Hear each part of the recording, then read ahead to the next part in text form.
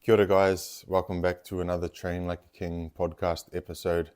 In this episode, I'm going to be recapping the New Zealand Long Distance Nationals in Tairāwhiti, Turanganui Kiwa, Gisborne. And it was awesome. It was an awesome weekend away with the whānau, with the family, with the wife. She came down and she paddled. Overall, it was a really cool trip. Hadn't done much racing since Hilo, as just a busier year. Haven't been able to get over to. I've had to say no to a lot more racing. So when there's a long time or a space between races, and I haven't been able to gauge my performances against any other paddlers or anyone else, you can get, I get kind of nervous, right? In terms of like, am I ready? Am I ready? Or sometimes I, lose trust in how much training I'm doing. And yeah, if you just, sometimes I went into the event thinking, am I race fit? Like, I know I'm putting the training in, but am I race fit? Because that's another element of performance, is just being relatively race fit, because the more racing you do, the more experienced you are. But obviously I've done a lot of racing in my time, so just gotta sometimes trust in the training, trust in the experience, and just make sure that you turn up prepared. I think that's the main thing. Turn up fit enough, to at least give it your best shot, and not be limited by your physiology, whatever it is. So how did we do? So originally the V1s and the OC1s singles races were meant to happen on Thursday before the 6-man events. However, due to high winds, they changed that, which was a good, smart idea, because the wind was offshore, really strong. I still got out there for a paddle on a Thursday and did a little bit of a downwind and a paddle back into it. And that was only 10 Ks. However, if it had been 16 kilometers, it would have been a struggle out there. A lot of people would have struggled in that level of wind, especially when you're doing a loop course. It's fine if you're doing A to B downwind, but that wasn't an option. And yeah, it was a good, smart decision on their part. I mean, if the wind was the other way around, coming back in, similar to last year, then hey, there might have been some complaints about not allowing us to get out there in the surf and stuff. But yeah, no, I think it was a good, safe decision to change it. And so therefore, for me, Saturday was the first race for the Open Men's 6-man with Herbert's on tour. And subsequently, the singles happened the day after on Sunday. So managed to get out there on Thursday, have a bit of a paddle, rest Friday while the women were racing, and juniors, and then raced on Saturday. So it worked out well, and gave us an extra day, at the Wakahama Nationals, which was good. It was, like I said, it was a good time away, especially I went down with parents and wife, and it was a bit of a holiday, to be honest, a little bit of a getaway, which was cool. Stayed in an Airbnb, and yeah, no, it was cool, awesome. Saturday, Open Men's race. It was a very competitive year, very competitive field out there. With the likes of Vakamanu, Piniola, Buti Boys, Herbert's on tour, and a lot of Makoha, a lot of good teams with quality paddlers, turned up. And so I knew it's always going to be a a challenge. Everyone's pretty keen on the long distance nationals in general. But I just knew that there were paddlers who were putting in the time. So I know paddlers from Whakamanu who recently gone to Hawaii to race, so they were coming pretty ready. I know that paddlers in Buti, like Ash Roosendahl, who has been getting on the water a lot more than usual, they're coming ready. Peniula always, they work in the dark, and they stay ready too. The Herbert boys, we've got some young talent, Kai Tawhiti and a few of the boys putting in some good work. So yeah, it was pretty. I knew it was going to be a tough race. How the race unfolded, Whakamanu got the lead quite early and basically held it for majority of the race. Herbert's on tour. We were sitting in second majority of the race, pretty much all the race, trying to close that gap on Whakamanu, trying to pick our time to catch up and try and improve our placing. And there was a little bit of argy-bargy at the beginning of the race, paddlers teams trying to, establish their position. However, it wasn't until the final headwind where I think, even for myself, kind of started to not have that, you always kind of want to save a little bit for a final push and try and close the gap and take gold. That I know that happened for us in a previous year in Paihia, where Peniula had the gap, probably more than 50 meters or so on us, and we knew it was the final lap, so put the hammer down, and we caught up and managed to win that one. This year couldn't quite put the hammer down.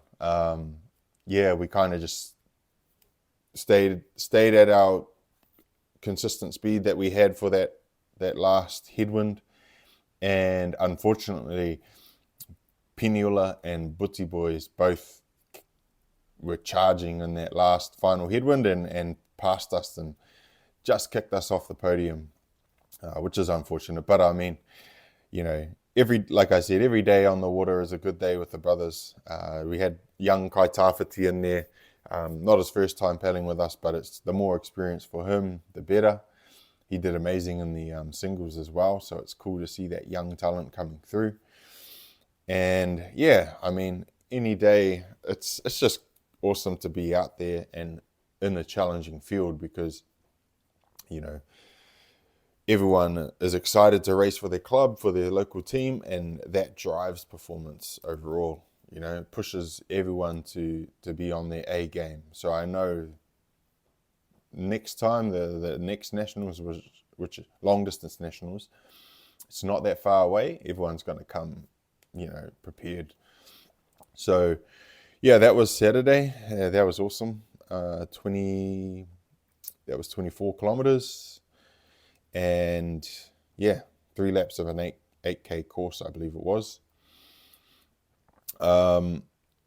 Following that was the Sunday racing for me, and this was the singles, both the V1 and the OC1. Now, the way that we do it in New Zealand is that we do the men's V1 with the OC1, women's OC1 in the morning, and then about an hour and a half later, we do the men's OC1 with the women's V1.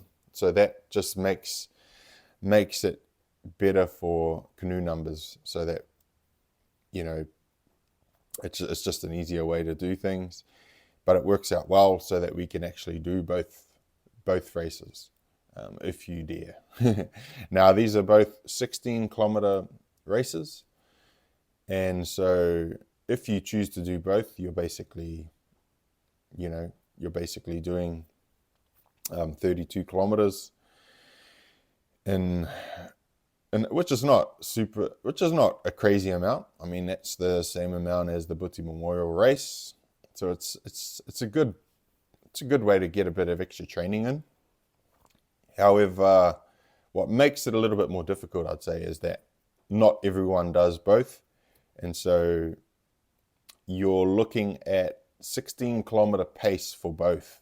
And I mean that by someone might not race the first 16 kilometers, so they're relatively fresh for the second one, and they can hold a better speed for that particular amount of time. So I view it as a really good challenge, like, can you maintain, a decent average speed, not just for the first 16Ks, but that second one as well. So the first one, the V1 race, that was, I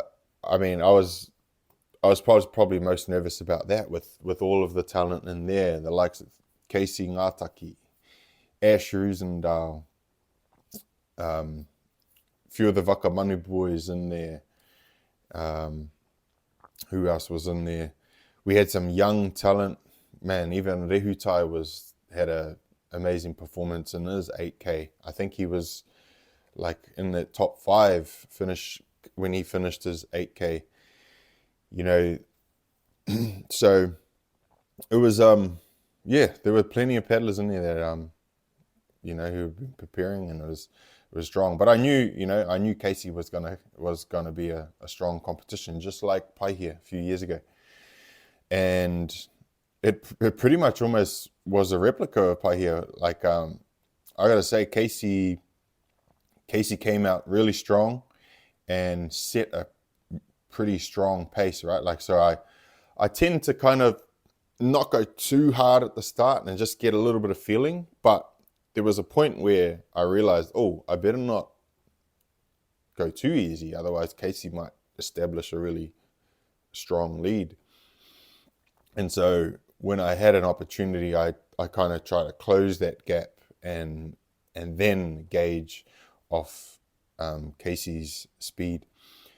Now, the speed that Casey was setting, it's not an easy pace, eh? It's quite demanding, and I was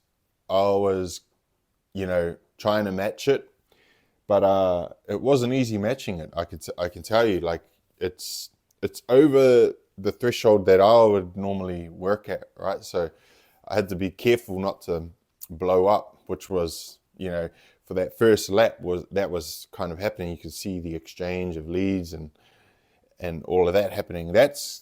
You're kind of in the hurt locker for a bit. You have to be. And I think it relates back to like your glycogen stores, which is your carbs in the muscle. This is the fuel that is responsible for high intensity, right? And Casey is a high intensity trainer, right? Because he's in the sprint kayaking environment. So they do majority of their training is high intensity. It relies on carbohydrate. It relies a lot on anaerobic capacity as well. So there's no surprises that he would be super fast in that first 60 minutes of a race like this. However, where I tend to prosper a little bit more in distance racing is probably beyond that 60-minute mark, where glycogen stores start to deplete and more reliance on the aerobic, or even more like fat oxidization. This is probably where I can, start to shine a little bit more in the race, in terms of I've probably got a lot more paddling time under my belt for the distance races. So the little adaptations in the muscle in terms of being a bit more efficient over the longer distance, that's where things come into play. So I kind of work that into race strategy a little bit, but it just kind of happens, right? Like, if you're battling with someone and you're just holding it until someone gives, and when you start to see signs of, speed dropping, or maybe energy levels are starting to get low, then you can kind of start to put put a little bit of pressure on and see how they react, right? So in the second lap, I decided to put a little bit of the hammer down soon after we started the second leg. And as I was doing it, I was a little bit cautious because I was like, "Oh, am I going too early?" And, because basically the first lap was me trying to hold on to Casey. The second lap was, okay, my turn now, and let's see if Casey can hold on. And I was afraid that Casey would hold on, and then I would tire out, and then it would be all for one for all for that last final headwind. But I managed to get a bit of a lead and hold it. And once I got that lead, I tried to button off a little bit so that I could, knowing that I had a second race coming up, and just try and save a little bit of energy, make sure I had 3 liters of water out there with me as well, almost 3 liters. And I didn't drink all of it in the race, but by the time I got to the beach, I had almost finished it, knowing that I had to replenish my glycogen, my carbs in the muscle as much as possible, and rehydrate as well. So I was just drinking all the way to the beach. And then as soon as I got to the beach, there was no mucking around. I pretty much jumped in the car. Wife took me straight to the hotel, our hotel, which was not 2 minutes down the road. Had a hot shower, to prevent getting cold like you do after a race. And then I immediately dug into some food. I think I had mango sorbet ice cream, non-dairy, so it's not a bad way to replenish some glycogen stores. And I had some salted chips, like just some plain chips, which had obviously carbohydrates from the chips and sodium. This wasn't planned. This is what was just in the hotel at the time. So I knew I needed to eat, but I knew I needed to get back to the venue as soon as possible. So like hot shower, new clothes so that I'm not sitting in my wet clothes, and then went straight back and found my OC1 and got my safety check for race 2. And so race 2, when you're lining up, you already know you're quite depleted from the first race, from that push with Casey. And I always knew the same as Paihia, Narad Bury was going to be another strong force, and a few others in there were going to push the pace. 2-man's always push the pace as well, so I knew it was going to be a challenge just based on experience of doing the double before. Narad had beaten me in Paihia, despite it being very close. Now, you have to take this second race even more cautiously, because you're already operating near zero in terms of muscle glycogen. So there's a big strategy here, and you would have seen it, is similar to the first one, but my strategy in this race was to gauge the lead. Well, actually, I lie, because I actually took the lead for the first lap, and I felt good. So I had a bit of a gap. I think Narada flipped. So at the time, after the first turn, Ash was in second, Narada was third, but he was making his comeback. And so I actually had a bit of space, but probably halfway through that race, I really felt my glycogen stores started to get pretty low, so there was not a lot of energy left in the muscle other than the fat stores, and any sugar that I was taking exogenously. So yeah, I knew I didn't have the ability to punch and go. So even though I had the lead, I didn't want to try too much to like increase it. and then really hit a slump. So Narada made his way back, and I knew he was going to make his way back. I could see him coming. And so what you have to do there is actually trust in your body. You got to average out that whole distance. Don't just go hard. My plan was to go easy, make sure I'm drinking, make sure I'm taking my gels, and when Narada comes, then I gotta hold on to him for as long as I can, because that's the baseline level that you need to win, right? You only need to win by 1 second at the end, or whatever it is. So, tactically, and there was no other way, basically I had to just stick to his tail, try and draft as much as I could. This is a strategy. This is an important strategy that you need to learn if you want to do this. It's not easy to stay there. For sure, it's not easy, but it gives you some focus of where you need to be to match your strong opponent and give you time to prepare for a finish. And that's basically what I did. And, I think Narada knew, that on that final lap, he knew I was going to try and go for it, especially when there was a bit of surf involved. There was that little bit of a downwind section on the turn. And then coming back home, there was actually a little bit of surf as well, even though it was a bit side. You could this is why I was kind of pushing quite far east, because I would push east and try and get on the bump and then wrap it and run it across. And I don't know. I think Narada could have won that. He definitely could have won that if he kept the hammer down around that turn. He stopped and had a drink and stuff, and let me take the lead at that last turning marker. But he was strong, and he could have definitely won that.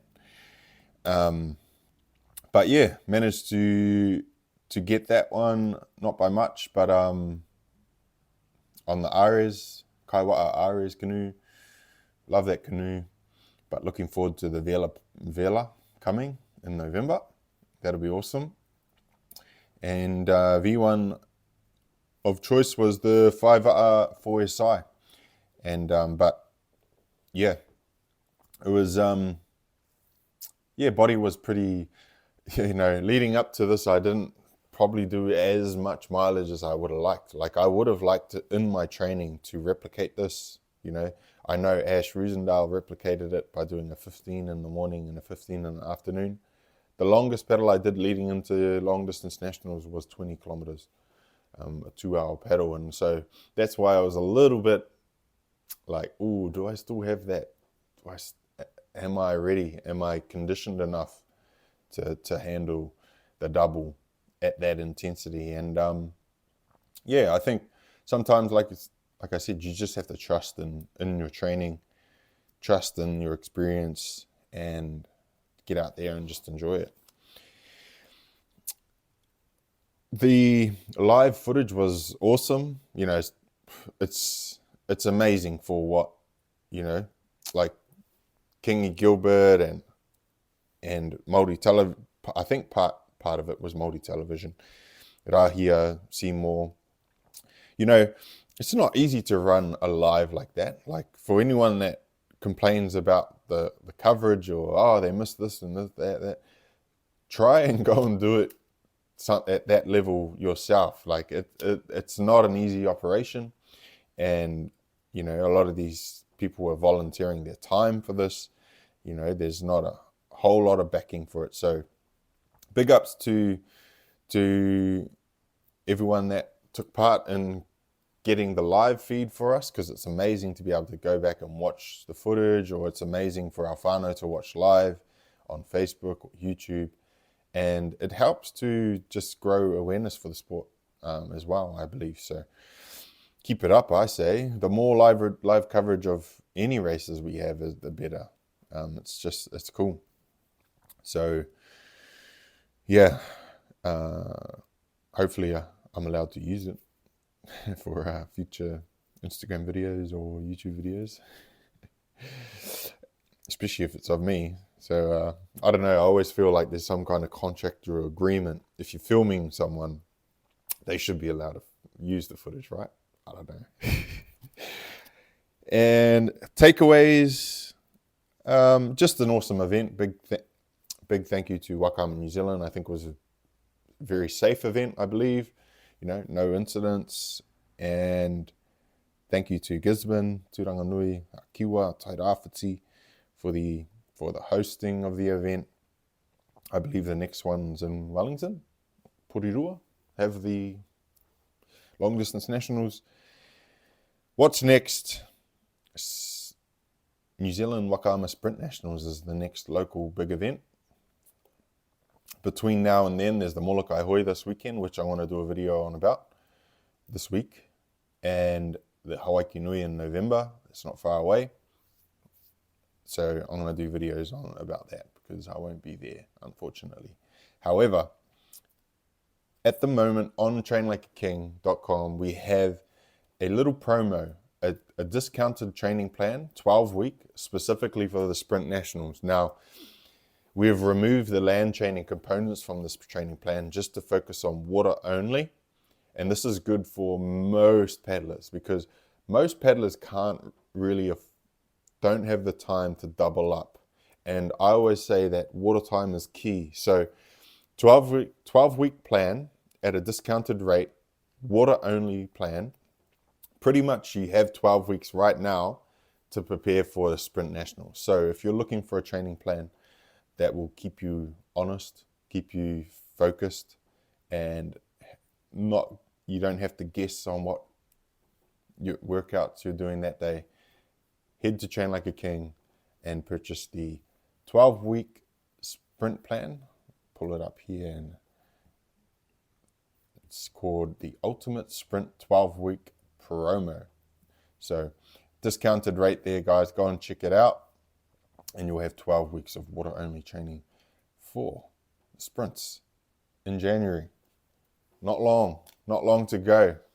So thank you guys for listening, watching another Train Like a King podcast episode, and we'll catch you on the next one. Ciao, ciao.